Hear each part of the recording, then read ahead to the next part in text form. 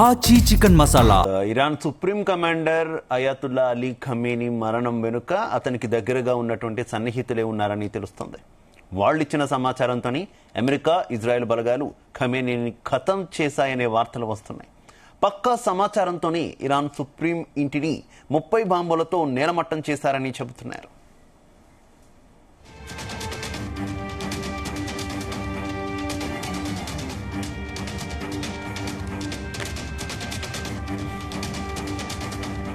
ఇక Ayatollah Ali Khamenei మృతితో Iran కొత్త boss ఎవరన్నది ఆసక్తిగా మారింది. అమెరికా చెప్పినట్లు వినే నేతే ఎన్నికయ్యే అవకాశం ఉంది. అయితే యుద్ధంలో అనిశ్చితి ఉన్న సమయంలో కొత్త వారసుని ఎన్నిక చేయడం అంత సులభం కాదు.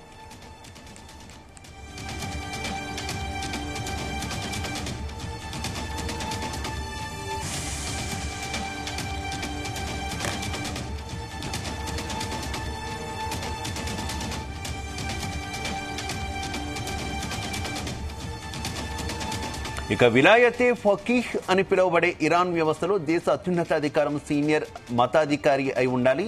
అతను ఇస్లామిక్ చరిత్ర ప్రకారం షియా ముస్లిం 12వ ఇమాం తిరిగి వచ్చే వరకు భూమిపై తమ షియా తెగకు నాయకత్వం వహిస్తాడనే నమ్మకం అక్కడి ప్రజల్లో ఉంది.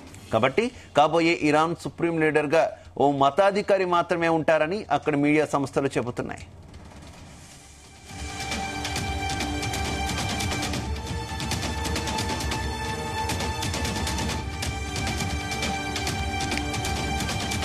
ఎనభై 86 ఏళ్ల ఖమేనీ ఎప్పుడూ తన వారసుని అధికారికంగా ప్రకటించలేదు.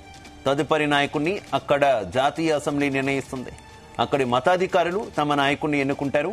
మరి దీనికి అమెరికా అంగీకరిస్తుందా అనేది చూడాలి. అయితే మతాధికారిని ఎన్నుకుంటారా లేక ఖమేనీ కుటుంబ సభ్యుల్లో ఎవరినైనా చూస్తారా అనేది కూడా వేచి చూడాలి. ఇక ఖమేనీ కుమారుడు మెజాబ్దా ఖమేనీని పోటీదారుగా ఉన్నారు. అతన్ని ఇరాన్ పీఠంపై కూర్చోబెట్టడానికి అమెరికా అంగీకరించడం కష్టమని అంటున్నారు.